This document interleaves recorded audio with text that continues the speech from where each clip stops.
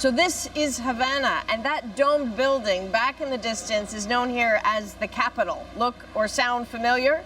Get a closer look at that dome and the construction work underway, and you really will be forgiven for mistaking it for its American cousin in Washington, D.C., twin scaffolding and all.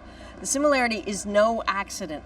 This relative replica presided over the Havana cityscape for 30 years before the revolution. It genuinely seemed a symbol of the U.S. influence here.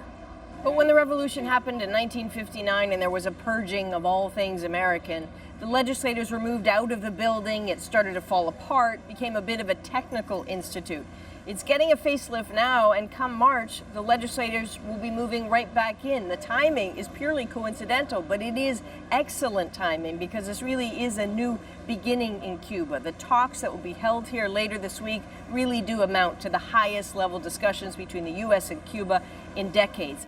For its part, the Cuban government certainly has a wish list for the embargo to end. It won't right away, but it will be loosened, and to be removed from the list of state sponsors of terror. That likely won't happen right away either. One thing you can expect the Americans to talk about a lot this week is their desire to open up the telecommunications industry in this country, to help build up a modern telecom infrastructure. That's not really a surprise. Look around. The core infrastructure in Cuba is very basic. You don't see people diving into their cell phones here because the internet penetration in this country is among the lowest in the world. It's about 5%, and that really shouldn't be a surprise. Nor should it be a surprise that the Cubans would absolutely welcome that change.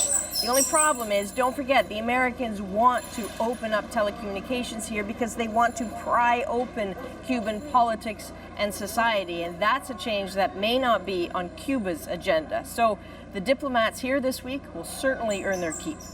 Adrienne, Arsenault, CBC News, Havana.